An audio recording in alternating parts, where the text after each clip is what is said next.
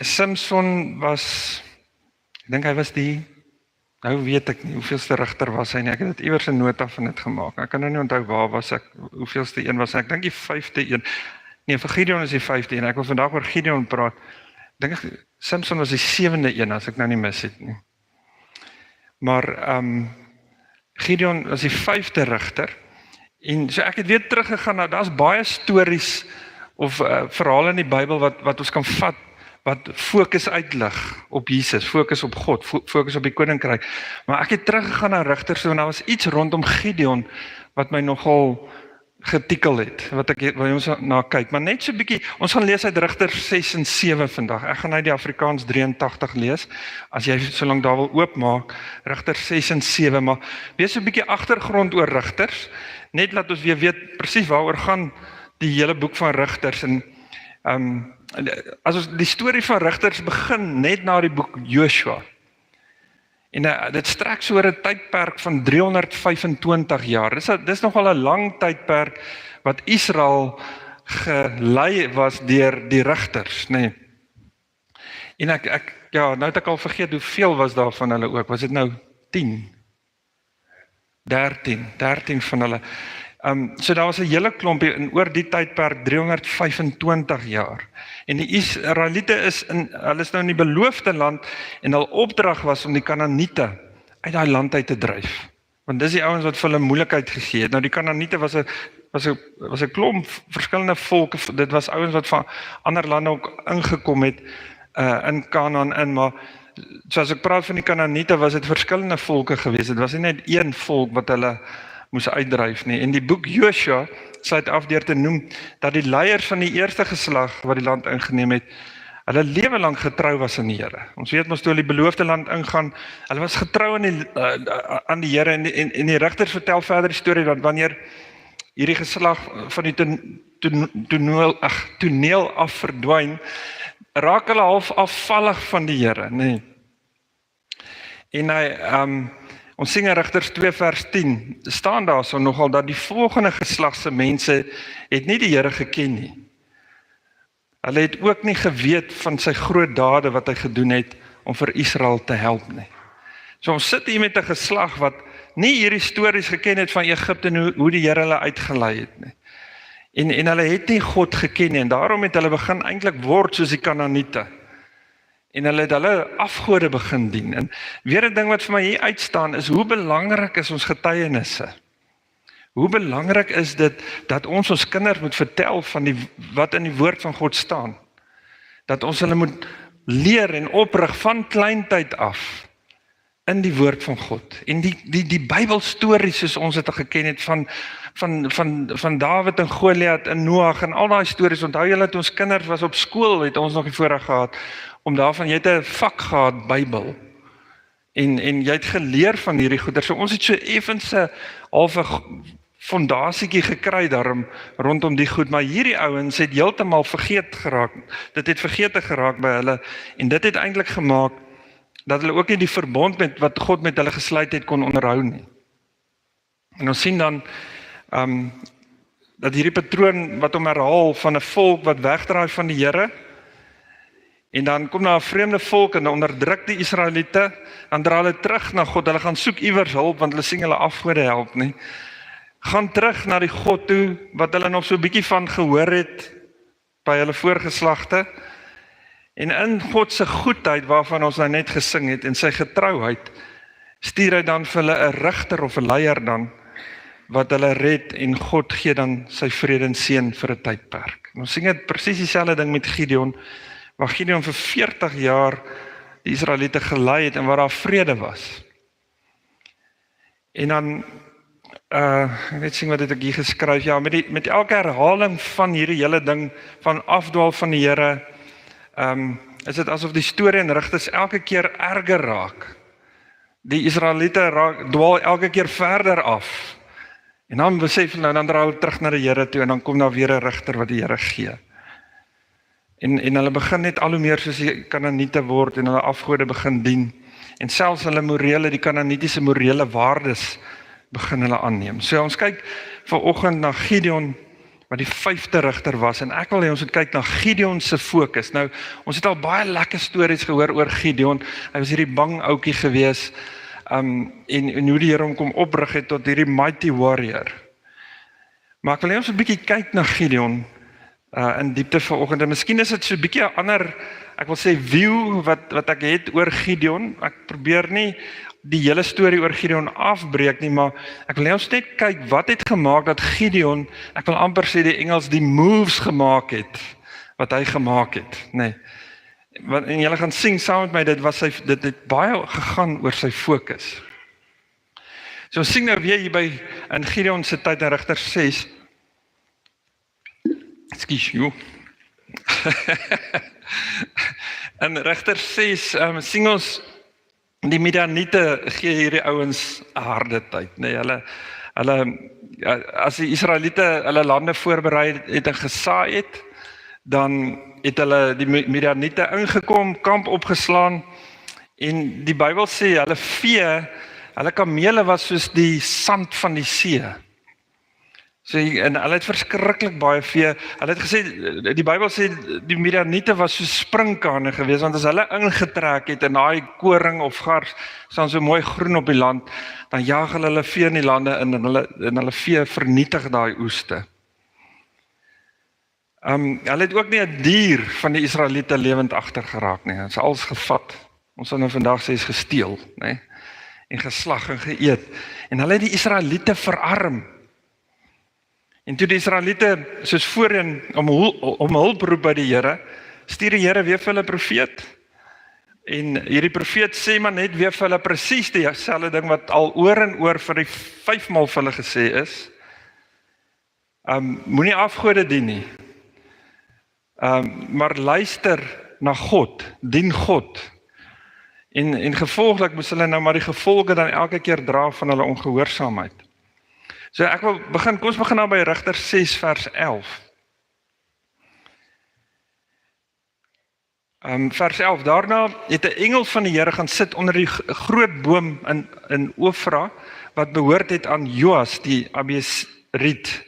Sy seun Gideon was besig om koring uit te slaan in 'n parskyp, waar hy weggekruip het vir die Midianiete. Nou gewoonlik as jy koring uitslaan, het jy dit nou op 'n heuwel gaan doen, want jy het eintlik mos nou 'n bietjie wind gesoek. So as jy dit uitslaan, ek weet nie hoe hulle dit gaan 'n emmer gevat en uitgegooi, dan waai die wind mos nou die kaf weg. So dis heeltemal ongewoon om in 'n parskyp wat soos 'n put was, nou hierdie jobbie te doen. Want ek dink hy het gesukkel, ek dink hy dalk daar gestaan met iets wat gewaai om daai kaf uit te kry, maar dit was alles omdat Gideon weggekruip het, want hy probeer hierdie bietjie koring hou vir sy familie, want die ouens kom en dan vat hulle dit en hulle besteel hulle. En toe sê die engel van die Here vir hom, het aan hom verskyn en vir hom gesê, die Here is by jou, dapper man. Nou, as ek en jy vir hom gekyk het, dink ek, en ons sal sien soos wat ons verder gaan, het hy soos alsbehalwe 'n dapper man gelyk. En ietsie wat ek net daar uit kry, God sien jou anders as wat jy jouself sien. Hy sien jou volle potensiaal raak. Onthou dit 'n bietjie, baie keer kruip ons weg vir die lewe, vir omstandighede en vir mense. Maar God sien jou anders as wat jy is. Hy sien jou volle potensiaal raak. Ek dink ek het al vir julle vertel, toe ek uit matriek uitkom, het ek nou gaan boer saam met my pa op die plaas. En ek het my stem het eers gebreek toe ek 25 was, né? Het ek julle al vertel? Ek dink ek het dalk al, né? So ek het so iets gepraat soos hierdie nou. En ek het nie 'n stem gehad nie. En ek het weggekruip vir mense. Julle met my ons trouvideo, hy's nog op 'n video tape. Hy moet net so bly. Ek wil nie daai stem hoor nie. Dit het verskrik toe ek speech. Ja, verskriklike stem. So ek het gaan wegkruip vir mense. En ek was daar op die plaas, ek het nooit nêrens kom 'n kluisenaar gewees. En so toe kom die Here en hy sien die volle potensiaal in my. En hy roep my na 'n beroep toe, soos 'n finansiële adviseur by Sanlam. Nou wat gebruik jy as jy 'n assuransie-agentjie is? Ekskuus ouens wat in die versekering is, sorry. Maar assuransie-agentjie, wat gebruik hy? Wat is sy tool wat hy gebruik? Is sy stem. So ek onthou as ek die mense gebel het, dan daai tyd het ons nog nie so lekker met die selfone gekommunikeer nie. Dit was hier in 2003, dit is nog 'n redelike nuwe ding. En ons het nog 'n landlyne gehad, nou bel jy die mense by die huis, dan antwoord die kind. Dan sê ek, hallo seun, kan ek met jou pa praat? Dis Werner van die kerk. Dan hoor ek, hoe geroep hy die pa in die agtergrond, sê, pa, hier's 'n tannie wat met pa wil praat, sy's van die kerk af. So, en kom hy, en dan hoor jy antwoord so, wie van die kerk soek hom nou? Jy weet, dan hoor hy, en dan dink hy nou is 'n tannie, dan moet ek nou mooi vir hom verduidelik, dis eintlik 'n man wat met jou praat. So dit was 'n verskriklike uitdaging vir my. En die Here, so goed, Molly het ook, ek dink sy het al besef toe ons uitgaan, sy kan nie met hierdie man aangaan met sy stem nie, so sy het al lank begin bid vir 'n ander stem. En ek onthou September 2003, ek het my maand begin by Sanlam, September 2003, toe gaan my stem weg, totaal weg, ek kan niks, dis hoe ek gepraat het, nee. Nou hoe maak jy nou 'n afspraak op 'n foon, om iemand te gaan sien, nê? Hoe verkoop jy 'n polis aan 'n ou as jy nie 'n stem het nie? Ek onthou, ek wil nie sy naam noem, julle gaan ken, maar hy het gekom, hy wou 'n belegging kom doen by my. Toe ek daar op 'n papier vir hom geskryf wat ek sê, julle, ek het toe nie 'n belegging gekry nie. Maar daai maand kry ek R500, ek pay R500 by Sanlam. Oor ek nie 'n stem gehad het nie. En 'n maand later, toe kom my stem terug, toe sy soos wat hy nou is. So die Here het my so 'n bietjie stil gemaak en my fokus na hom toe gedraai. Maar baie keer sien die Here in jou omstandighede jou raak vir die potensiaal wat jy het. En eintlik wil hy net hê, en dis wat die engel kom doen, en ek glo dis Jesus wat hier by Gideon kom sit het. Hom gesê het, die Here is by jou, dapper man. Ek dink Jesus het vir hom gesê, hey, ek sien jou, ek weet jy is bang, maar ek sien die potensiaal wat in jou is. Maar Gideon, sy fokus was glad nie waar die Here sin was nie. Daar vers 13, net gou weer 'n slukkie vat hier. Vers 13, sê die engel, maar Gideon het vir die engel gesê, ekskuus meneer, maar as die Here by ons is, waarom kom al hierdie dinge oor ons? Waar is al sy magtige dade waarvan ons voorvaders ons vertel het toe hulle gesê het die Here ons nie uit Egipte bevry nie? Nou het die Here ons in die steek gelaat. Hy het ons oorgegee in die mag van die Midianiete. Kan julle sien waar is Gideon se fokus? Die Here het hulle gelos, wat seker feite is, maar hoekom het hy hulle gelos? En Gideon se fokus is op die Midianiete, wat so sprinkane is. Hulle vee en kamele soos die sand van die see. En wat Gideon nie erken het nie, is die feit dat die volk self rampspoed oor hulle gebring het. Toe hulle besluit het om ongehoorsaam te wees aan God. En weer van God af weggedraai het. Nou hoe maklik is dit nie vir jou en my om altyd ons persoonlike verantwoordelikheid, ons personal accountability mis te kyk en ons probleme op God en ander mense te blameer. Ja, hoe baie het ek al by mense gesit en ek self doen dit. Sê ek, ja, maar daai ou het dit en dit gedoen en ja, ek gaan nou nie hierdie doen nie en hy skuld my soveel geld en bla bla bla bla. Of die Here het my gelos, die Here was nie, waar was die Here in daai omstandighede? So ons wil altyd, maar gaan kyk, hoekom is jy in daai omstandighede? Wat het gebeur? En baie keer is dit maar ons eie verantwoordelikheid wat ons nie nagekom het nie. En in die geval, die Israeliete het weggedraai van God af en afgode begin dien. Nou ongelukkig los dit nie ons probleme op nie. Dit bring ons ook nie nader aan God nie. Eintlik al wat dit doen is dit lei ons na die struik van rebellie en afvalligheid.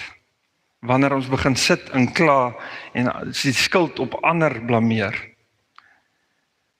En wanneer ons in die moeilikheid is, kom die Here altyd in, en ek dit is in my eie lewe het ek dit beleef en ek sien dit in baie ander mense se lewens, wanneer jy sit waar Gideon sit in 'n put, wegkruip vir mense, wegkruip vir die wêreld, dan wil die Here en jy begin ouens blameer vir alles en vir jou omstandighede, dan kom die Here en hy sê vir jou, kyk eers na binne.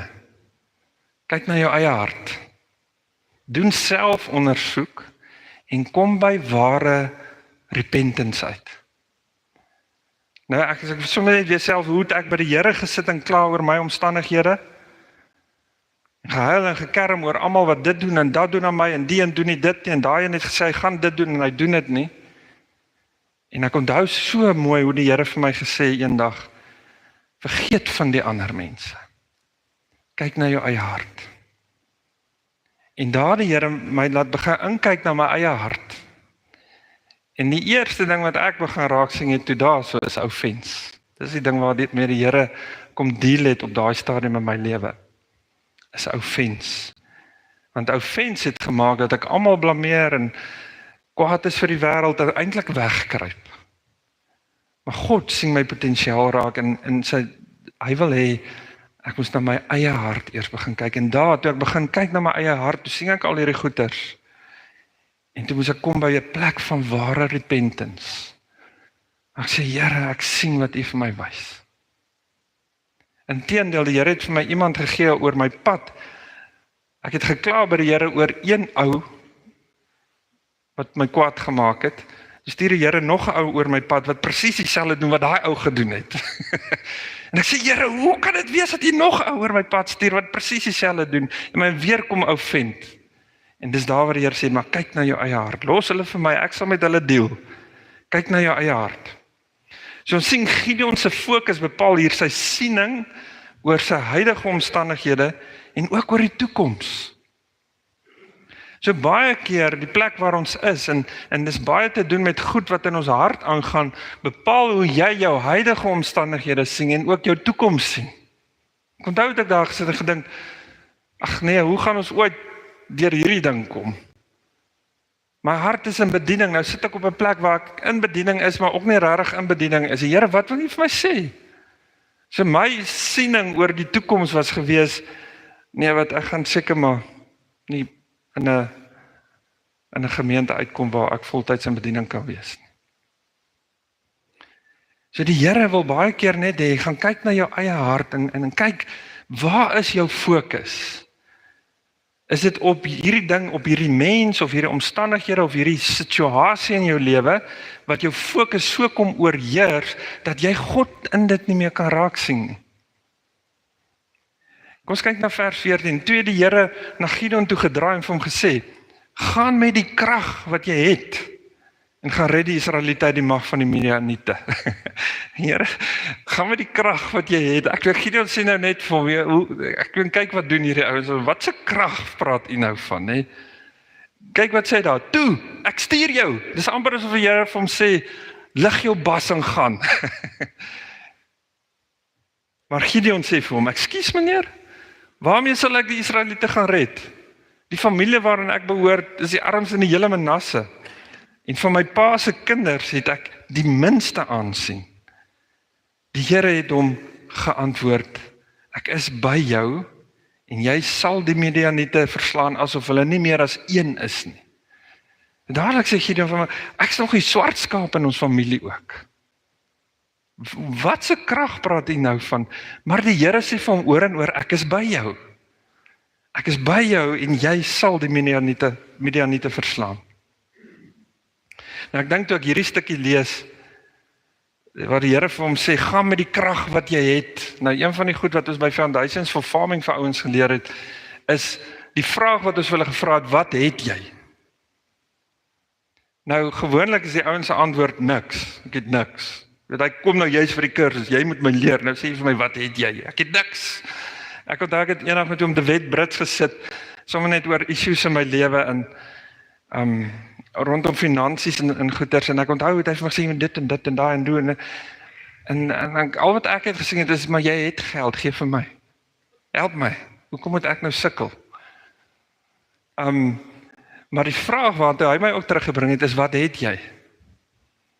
En dis dieselfde, gewoonlik sê die ouetjies vir ons, maar ek het niks nie, ek is nou hier vir die kursus, ek wil nou leer om groente te plant en geld te maak, Jy het 'n stukkie grond. Nee, ek het nie, waar kom jy daaraan? Ja, om jou huis, daar waar jy bly, is 'n stukkie grond. Maar die ouens dink in terme van 'n plaas. Ek soek 'n plaas. Dis wat ek soek, dan kan ek iets doen. Maar wat het jy? En ek voel vanoggend sê die Here vir my en jou dieselfde. Wat het jy? Waar kan jy begin? Begin met wat jy het. Dink bietjie aan Elisa, wat vir die weduwee, sy kom by hom en sê, "Ag, my man is dood." Hy was ook 'n profeet, haar man. En hy's nou dood en nou is sy skuldeisers hier by my en hulle wil my kinders vat vir die skuld. En Elisa vra vir haar, "Wat het jy? Ek sal jou help, maar wat het jy?" Hy het nie vir haar, "Goef, daar's inbetaling in jou bankrekening nie, ping op jou selfoon nie." Nee, wat het jy? En sy sê, "Niks." Wat het jy? "Ek het net 'n bietjie olie." En dis waarmee die Here haar gehelp het, met 'n bietjie olie. 'n Klein bietjie olie is genoeg. So dis weer 'n keer 'n ding rondom fokus van ek het niks. Nou wat het jy? En Gideon se fokus hier het sy identiteit en realiteit bepaal. Waarmee sal ek gaan? Ek het niks, my familie is arm en ek het geen aansien nie. So sy fokus bepaal onmiddellik sy identiteit en sy realiteit. I've got nothing. En die Here het sy pas hom aangespreek as dapper man en vir hom gesê, "Ek is by jou." Vir hom eintlik gesê dat die krag wat in hom is genoeg, want dit is die krag van die almagtige God. Hoe baie keer wil ek en jy met ons eie krag 'n ding gaan aanpak? En dink maar, in die eerste plek het ek 'n plan en ek het krag. Ek gaan dit in my eie krag doen. In daai tyd waar die Here gesê het, kyk in jou eie hart en het ek besef, my planne werk nie. Want niks wat ek getraai het in my eie krag het so ver gewerk nie. Vers 17. Gideon het vir hom gesê, as hy so vriendelik wil wees, hoor, daar's so 'n bietjie arrogansie wat ek optel by Gideon. Ekskuus meneer, ek weet nie of hy dit nou die liggaamshouding gehad het wat ek het nie, maar hier sê hy, as hy so vriendelik wil wees, doen tog vir my 'n wonder, dat ek seker kan wees, dit is U Here, wat met my praat. Moenie hier vandaan af pad gee nie, dat ek tog net gou 'n offer voor U kan kom neersit. En toe sê die Here, ek sal wag tot jy terug is. Ek dink net, sjoe, partykeer het die Here daarom baie geduld met ons, né? Ek gaan gou 'n offertjie voorberei. Ek wil net sien of is dit U Here? En die Here sê vir my, ek wag vir jou. Gaan doen, maak jou offer, bring hom. En Gideon bring die offer terug en sit dit op 'n klip daar. En die Here laat uit die klip 'n vlam uitkom wat daai offer verteer voor sy oë. En Gideon besef toe maar dit is die Here en toe is hy nou bang, weer 'n keer bang. Hy gaan nou doodgaan want hy het God van aangesig tot aangesig gesien dat die Here vir hom moet sê, maar hoor, moenie worry nie, ek gaan jou nie doodmaak nie. Hoor net wat ek vir jou sê. Verander jou fokus. En ons sien Gideon vra 3 tekens. Die eerste een is hierdie brandoffer wat die Here nou met vuur uit 'n rots verteer, en dan vers 36 kom hy en dan bring hy die vlieswolletjie. Julle ken die storie rondom die vlieswol, ons kan dit dalk gou lees. Daar vers 36 en 37 sê hy, staan daar, Gideon het vir God gesê, ek sal weet dat U deur my vir Israel wil red soos U beloof het. As ek 'n stukkie vlieswol, so ek neem aan 'n vlieswol is seker maar 'n stuk wol van 'n skaap, nê? Nee. Wat is 'n vlieswol? Is dit, nê? Nee. Ja. Hy het 'n stukkie daar gaan neersit en waar is ek nou? Op die dorsvloer sit en daar kom dou op die wol terwyl die grond droog bly. In vers 38, en dit het toe gebeur, toe Gideon die volgende môre opstaan het hy die stukkie wol uitgedraai en dou daaruit gedruk, 'n hele kom vol water. Nou ek bedoel, as dit nou dou, nê, of kom sê dit het gereën die nag en die grond is kerkdroog en daai stukkie, ek neem maar 'n stukkie is 'n stukkie, seker nie 'n stukkie, en hy draai hom en hy haal 'n hele skottel vol water uit daai stukkie uit. Dan dink ek moet dit dan wraggies genoeg wees om vir Gideon nou na die offer wat die Here verteer het met vuur uit die klip uit, nou vir hom wraggies genoeg bewys wees dat dit die Here hom gaan help. En toe sê hy vir God, Ja, nog een. Moet asseblief nie vir my kwaad word nie. Ek wil nog 'n keer iets vra. Laat my tog net nog een toets met die vlieswol toe. Net die wol moet droog wees, terwyl daar oral op die grond dou is. Daardie nag het God dit so laat gebeur, en net die wol was droog, en oral op die grond was daar dou. Jy sien, ons fokus op ons eie probleme en omstandighede, en dit veroorsaak dat ons God begin vra vir allerhande tekens. Omdat ons geloof in hom deur dit waarop ons fokus beïnvloed word. Jy sien, die probleem is as jou fokus nie op God is nie, maar op die probleme en die goed wat vir jou uitdaging is in die lewe, dan begin ons allerhande tekens vir die Here vra. Och, het ons dit nie al gedoen nie, nee. Tekens wat die Here nou moet bevestig. Ek onthou, ek het eendag gebid en ek wou 'n kar koop en ek wou die kar so graag hê, maar ek het geweet my staat en goed is nie heeltemal so lekker dat ek weet ek gaan daai finansiering kry vir die kar nie. En ek bid, ek sê Here, as U hierdie finansiering vir my deurdruk, dan weet ek dit kom van U af, dan kan ek die kar gaan koop. Nou ek sê nou vir jou, 'n bank sal enigiets draai om vir jou daai geld te leen, dat hulle uit jou uit kan geld maak. Die tekens wat Gideon van God gevra het, was eintlik 'n aanduiding van sy ongeloof in God. Ons vra baie keer tekens, maar dit wys vir jou eintlik waar is jy in jou verhouding, in jou geloof, jou vertroue in die Here. God se leiding kom deur sy woord en deur die Heilige Gees. As jy seker wil wees van wat God vir jou sê, is dit nie nodig om tekens te vra nie. Lees sy woord en vra leiding deur die Heilige Gees. 2 Timoteus 3 vers 16 en 17 sê, die hele skrif is deur God geïnspireer en het groot waarde om ons in die waarheid te onderrig, dwaling te bestry, verkeerdhede reg te stel en die regte lewenswyse te kweek. Dan hoor daar, vers 17 sê hy, sodat die man wat in diens van God staan, volkome voorberei en toegerus sal wees vir elke goeie werk. Ons hoef nie vir die Here allerhande tekens te vra. Ja, as die Gees jou lei en fyn, maar baie keer vra ons vir die Here tekens en dit wys eintlik jou die twyfel in jou eie hart. Ek het hier geskryf, vlieswolle is 'n swak besluitnemingsmetode. Jy beperk God in wat hy vir jou wil doen, omdat jy eintlik net twyfel in jou hart wil bevredig. Moenie toelaat dat die vlieswol 'n plaasvervanger word vir God se wysheid wat kom deur sy woord en deur sy Heilige Gees nie. Oppas vir dit. Ek het baie keer in my lewe dan sê ek, ek het 'n vlieswolletjie uitgesit. Die Here sal vir my wys. Vertrou die Here. Jy weet in jou hart, jy het die Gees van God in jou hart. Jy weet wanneer moet jy 'n ding doen en wanneer nie. En as jy weet, kom van jou bas af. Soos die Here vir Gideon sê, gaan nou net. Gaan nou. En ek stalk nou 'n bietjie groot bekkie waar ek staan.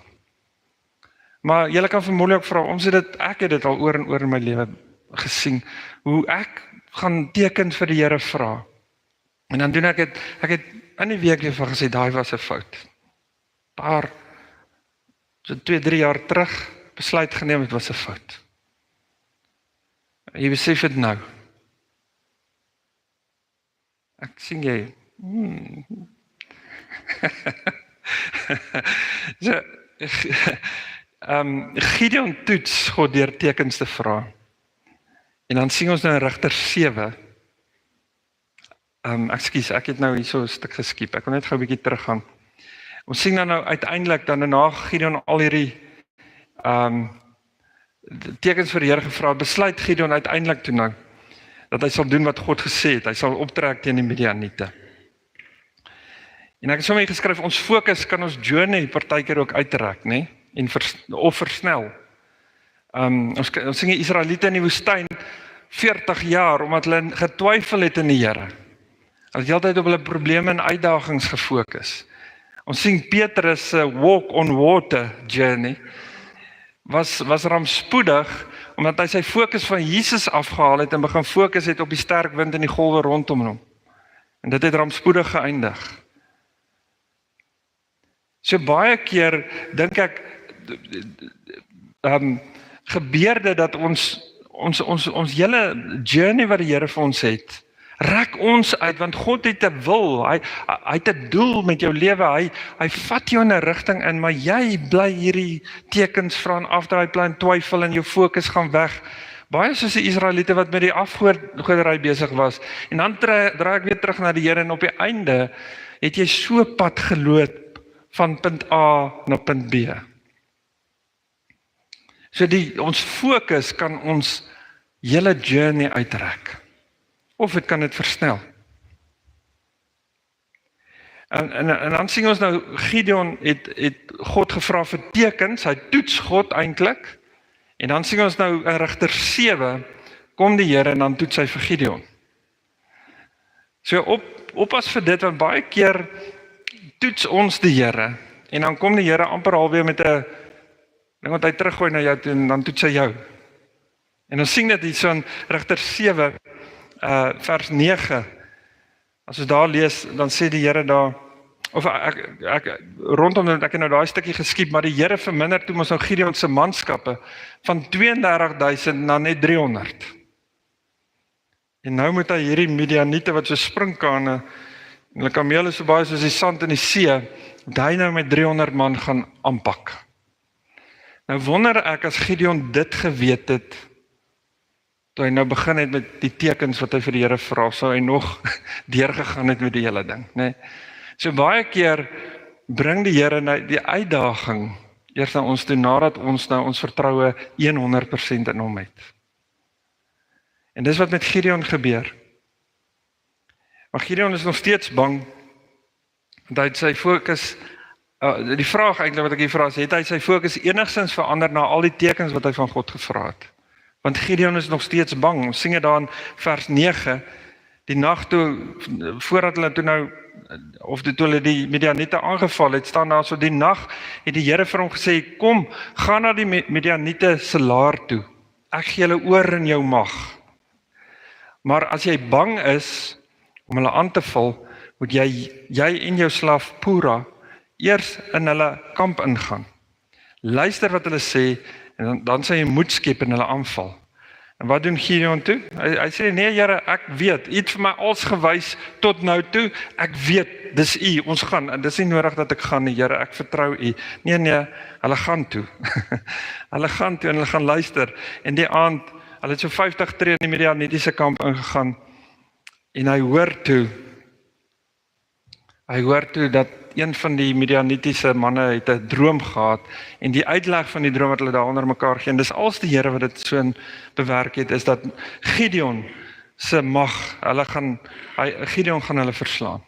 En daar kom toe vrees in, en ons weet toe, die aand het hulle gegaan met fakkels onder kruike, en die oomblik op Gideon se, die teken wat Gideon gee, het hulle die fakkels uitgehaal, en hulle het uitgeskree, kan nou nie onthou wat hulle gesê het nie, vir die Here en vir Gideon. Vir die Here, en hulle daar het verwarring onder die Midianiete gekom, en hulle het mekaar begin doodmaak. Nou, as ek so kyk na hierdie stukkie rondom Gideon se fokus, en ek bring dit terug na my en jou vandag. Al wat ek weet, Gideon, onthou, hulle kom uit 'n tyd uit wat hulle amper so half vervreemd geraak het van God.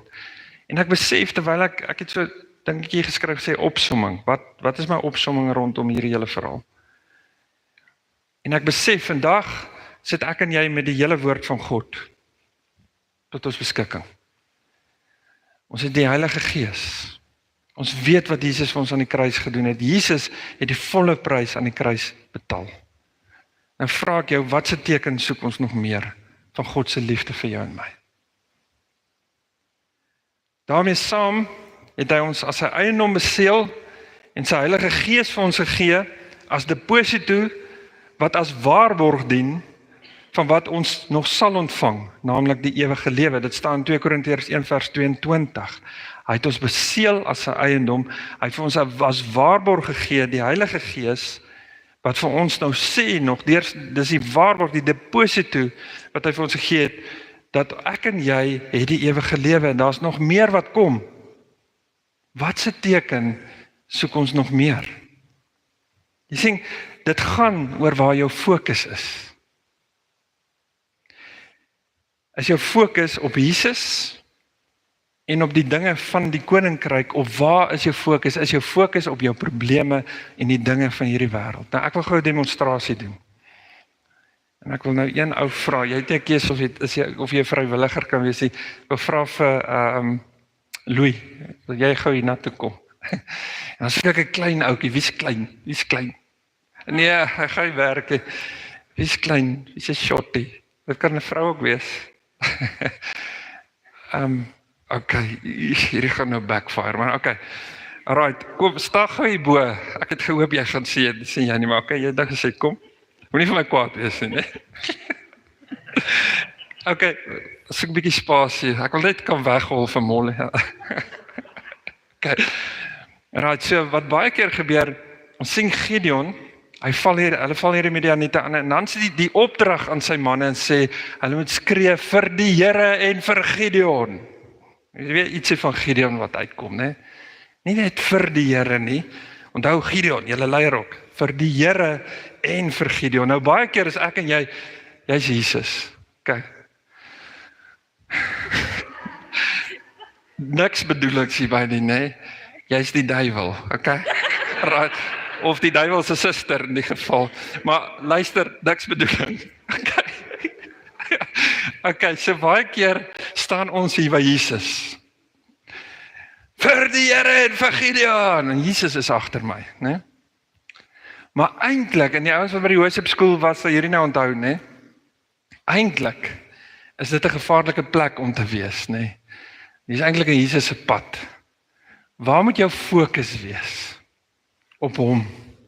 So jy moet eintlik uit 'n lae posisie, ek hoop nie my broek skeer nou nie, maar is jou fokus op Jesus en wie face die duiwel se suster? Jesus. Nee, en ek het nou, jy's 'n klein, want ek voel die Here is groter as die duiwel, né?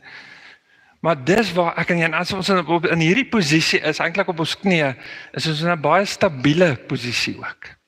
Maar ons fokus is op hom. So baie keer is ons fokus hier. Ek face die duiwel. Want Jesus is by my, hy is hier so, wag staan, moenie verbykom nie, ek sal hanteer. En dis die fout wat ons maak. Dankie julle. Kan ek saam jou huis toe gaan?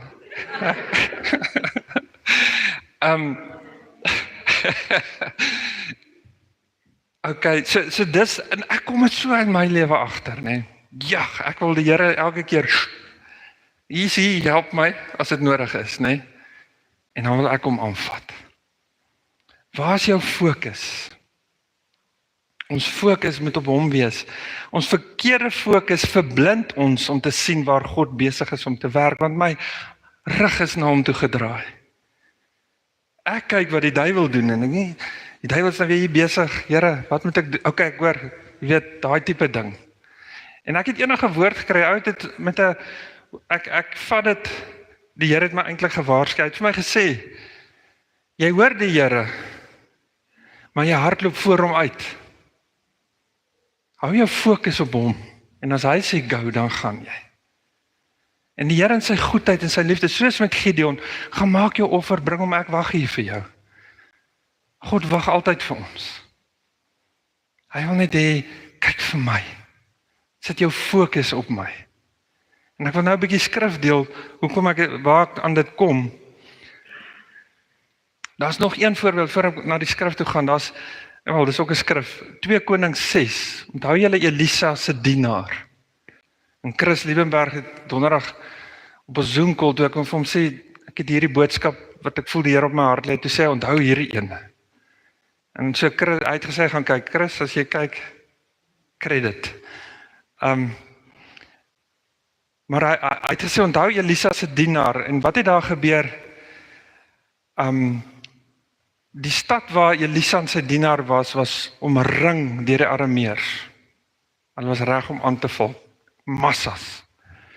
En die dienaar van Elisa sê, meneer, kyk hierso, ek hoor hom soms 'n bewerige stem, kyk hierso. Hierdie ouens gaan vir ons looi vandag. En Elisa bid tot die Here en sê, Here, maak net sy oë oop. En rondom hulle op die heuwels Daar staan die berge rondom hulle was vol perde van strydwaans van vuur. En so baie keer is ons fokus so op dit wat ons bedreig, die probleme om ons, dat ons nie sien wat God besig is om in die geestelike riem in plek te sit vir jou en my nie. Strydwaans en perde van vuur en engele gereed om te veg vir jou en vir die koninkryk. Kolossense 3 vers 1 tot 2 sê, aangesien julle saam met Christus uit die dood opgewek is, moet julle strewe na die dinge daarbo waar Christus is, waar hy aan die regterhand van God sit. Rig julle gedagtes op die dinge wat daarbo is, nie op die dinge wat op die aarde is nie. Sit jou fokus op dit wat daarbo is. En ek beleef regtig, dis asof die Here op my hart druk, ons gaan meer en meer hierdie dinge, ons moet ons self attent maak daarop, ons moet ons fokus op God kry. Ons leef in 'n wêreld waar hierdie goed gaan vir ons van alle kante af aanval. Ek meen, ons sit met, ek het dit al baie gesê, met soveel kennis in ons handpalm deur 'n selfoon. Ons weet wat in die wêreld aangaan. Jy weet onmiddellik van die moeilikheid wat daar buite aangaan. En by dit sit ons met nog klomp YouTube-video's, YouTubers, wat geld maak uit YouTube-video's. Ek het nou daar gaan kyk, een ou wat 300 miljoen subscribers het. Die kerk het 126 sien ek. Hy het 300 miljoen subscribers. Sy inkomste uit YouTube uit is $500 biljoen 'n jaar. Dink julle hy wil hê ouens moet na sy goed kyk? Ons sit met ouens wat allerhande nonsens op YouTube sit en dit in ons kele afdwing. Ons sal ons fokus op God en sy woord moet hou. Julle, hierdie is belangrik. Ons moet wegkom van die wêreldse dinge wat ons fokus wegvat van God. Gaan lees jou Bybel. Ek het met ons Dinsdagmiddag selgroep ek vir hulle gesê, as ons lees, moenie net die woorde lees nie. Sê, Here, openbaar wat ek moet sien nou. Laat God se woord vir jou lewend word, want die Bybel sê, God se woord is lewend en kragtig. As ons dit gaan lees, aandagtig en vir die Here sê, Here, breek dit vir my oop, gaan jy daar uitstap met 'n boodskap en jy dit nie van 'n ou van YouTube af gekry nie. Toe ek begin preek het ek baie YouTube gaan kyk. En ek het baie gaan Google en ek doen dit nog steeds net om feite reg te kry, nê? Maar betroubare bronne. Maar julle onthou daai droom wat die Here vir my gesê het van die massa mense voor my en die Here sê vir my, ek beleef toe ek wakker word, hierdie woord het geen krag gehad nie, né? En die Here sê vir my, hou op om net jou goed, begin fokus op my. Dan sal jou woord lewend en kragtig word. Dit sal so wees so strome lewende water. En ek kom agter, hoe meer ek God se woord bestudeer, hoe meer revelation kom daar uit vir my. En ek hoef nie te Google en te YouTube nie. 2 Korintiërs 4 vers 18. Ons oog is nie op die sigbare dinge gerig nie, maar op die onsigbare, want die sigbare dinge is tydelik, maar die onsigbare is ewig. Ons kan nie meer fokus op die goed wat, die goed van die koninkryk is onsigbaar, onthou dit. Gideon kon nie sien wat God vir hom gesê het nie. Dit is nog onsigbaar. Hy kon nie sien hoe hy die Midianiete kan verslaan nie. En hy vra tekens, die Here wys hom, hy is so verblind deur sy fokus, dat hy nie sien wat God voor sy oë doen nie. Kom maar uit punt waar die Here vir jou weer 'n realiteit in jou lewe is, om Engels het altyd sê, God, Jesus is more real to me than you sitting in that chair. Is God vir jou 'n realiteit of is hy 'n storieboek karakter vir jou? En al jy in daai plek kom waar hy vir jou realiteit word, is jy moet tyd met ons spandeer, jy moet hierdie woord van God lees. Ons het hom nog, julle. Vir hoe lank weet ek nie, maar ons het hom nog.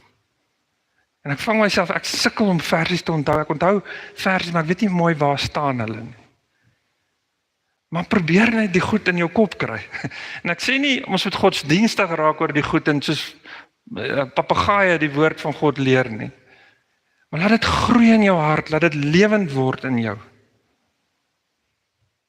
Al kan jy die woorde presies onthou nie, jy het min of meer 'n idee wat daar staan. Hebreërs 12 vers 2 tot 3, dis my laaste skrif wat ek wil deel. Dit is so mooi daarso, die oog, ons oë moet gefestig wees op Jesus.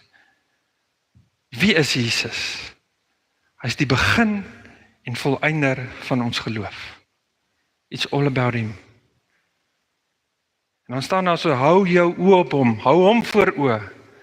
Dan sal jy nie geestelik moeg word en uitsak nie. Hoekom raak ons geestelik moeg en sak uit? Ons fokus. Waar is jou fokus?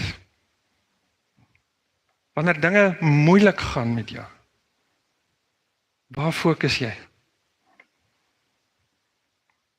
Ek wil sommer net, ek het so 'n paar bedieningspunte hierso, maar ek wil, die eerste ding is weer, ek het nou oor en oor gesê, waar is jou fokus? As jy besef jou fokus is nie daar waar dit moet wees nie, wil ek jou vra, verander jou fokus. Hoe? Wel, dis 'n gesprek tussen jou en God. Dis by hom gaan sit en regtig by 'n punt, en weet julle wat, ons maak baie min van die ding van repentance. Weet, vra gou vir die Here, vergewe my, dan ons dit aangaan. Repentance is nie net, Here, ekskuus nie, dis waarvoor? Molly vra altyd vir my as ek vas sê ekskuus, dat ek dit ekskuus. Dan sê sy, waarvoor sê ekskuus? Dan weet ek nie, né? Sy is kwaad, maar ek weet nie mooi waaroor, dan sê ek ekskuus. Nou weet ek nie waaroor sê ek ekskuus nie. En baie keer is dit so met ons sê gou, Here, ekskuus, vergewe my sonde. Maar wat se sonde? Want as jou fokus op hom is, gaan jy besef wie hy is. En hy's 'n heilige God. En dis die ding waar ons dan kom by the fear of the Lord. Hy's heilig. God kan nie seën oor sonde in jou lewe nie. En ek wil dit weer 'n keer sê, want die Here is met my besig op die oomblik rondom dit. God kan my nie seën met sonde in my lewe nie. Moenie word soos hierdie Israeliete wat dink ons sal wegkom met dit nie. Ons dien maar afgode en ons soek nog steeds die Here se seën in ons lewens nie. God gaan dit nie doen nie. Ek sê dit nou vir jou, hy gaan nie. So as jy by 'n punt kom en dink, "Jy, daai ou word hom geseën. Kyk hoe goed gaan dit met hom." Kyk na jouself. Vergeet van hom. Ek het baie keer gedink, "Ja, hoekom seën die Here ou so? Kyk net hoe gaan dit daar. Hoekom moet ek so suffer? Ek wat alles neergelê het." En kyk na jouself. Vergeet van daai ou. Here, help my om te fokus op Jesus en die dinge van u koninkryk. As dit by repentance kom, gaan op jou knieë voor die Here. Buig voor hom, sê vir hom, wat is dit wat jy repent? En lê dit neer en draai weg daarvan af. En dan beteken dit nie, môre gaan ek maar weer dieselfde ding doen nie. Ek het dit oor en oor gedoen met pornografie in my lewe. Bely vanaand, môre doen dit. Tot die Here vir my eendag gesê het, stop dit. Gaan sê vir jou vrou, jy is jammer. En dit is waar my fokus gedraai het na God toe. Jy weet dit, ons probeer onsself sis. En tyd loop uit vir jou en my. God het reeds oorwinning vir jou bewerkstellig in Jesus en deur Jesus. Ons het dit. Dis nie iets wat jy moet gaan kry nie. Dis daar vir jou. Sy oorwinning is daar. Jesus staan by jou vandag en sê, vertrou my. Staan op, dapper man, dapper vrou. Go for it, fight it. Ek is by jou. Maar fokus op my. Lê jouself neer voor God. Maak klaar met hierdie goeters, want dit vat tyd weg wat ons met God kan hê. Ekskuus julle, as ek 'n bietjie ernstig is vanoggend, maar vir my is hierdie goed, dit is vir my 'n realiteit op die oomblik. Dis waar fokus ons? Waar fokus ons as VVG? Waarvoor het die Here hierdie gemeente geroep? Nou, dis mos nou 'n gemeente, ons noem dit, ons like dit om vir onsself te sê, vernuwingsgemeente. Die naam sê dit, Viljoenskroon, vernuwingsgemeente. OK, wat moet die gemeente doen in Viljoenskroon? Is ons hier om Sondag te kon kerk gaan en huis toe te gaan? Of het die Here hierdie gemeente geroep om 'n verskil hier te maak? Waar is ons fokus? Is dit nog op hom? Is dit nog op God? Die almagtige Here wat hierdie gemeente tot stand gebring het en gesê het, gaan veg. Die dinge wat nie moet wees of jy ons kroon nie. Anders is ons net 'n gemeente wat bestaan. Mag die Here ons help met hierdie dinge. Mag hy begin by ons eie harte. Ons sê ons wil herlewing hê, maar herlewing gaan by ons begin. Dit kan so wees, ek wil nooit die Here beperk in sy werke nie, maar God kan mense hier laat instap. En hierdie kerk kan vol wees. Maar wat gaan hy kom doen? As ons nie leef nie. As ons nie geestelik aan die brand is nie. As ons fokus nie 100% op hom is nie. Wat gaan hulle hier kom doen? Wat gaan ons met hulle doen? So ek glo die Here gaan herlewing by hierdie mense wat hier voor my sit laat begin. En uit dit uit sal ons sien wat God gaan doen. So kom staan op en sê ons net vir die Here, Here help. So Vader, ons sê dankie Here vir hierdie oggend. Vir u goedheid bo alles, Here. Here vir u geduld met ons. Here dat u ons nooit los. En Here dat u sê, selfs soos vir Gideon, gaan doen jou ding, ek wag vir jou. Maar Here, vanoggend beleef ek is 'n dringende oproep wat u vir ons gee en sê, staan op, gaan nou. En sit jou fokus op my. Here, ons wil vanoggend as 'n gemeente, 'n gemeenskap van gelowiges, wil ons sê, Here, ons kom repent van die feit dat ons nie ons fokus op u het nie. Here, die dinge van die wêreld draai ons fokus weg van u af. Ons kom bely dit vanoggend, Here. Here, ons wil ons fokus op u sit. Jesus, u die begin en die volëinder van ons geloof. Here, ons wil fight terwyl ons fokus op u is, Here. Terwyl ons in aanbidding voor u is, Here. Here, ons vertrou u in hierdie hele proses. Kom Heilige Gees, kom wys ons eie harte. Kom wys wat moet uit ons lewens, sodat ons 100% op u kan fokus. Here, wat ook al daai sluier voor ons oë veroorsaak, Here, kom vat dit weg.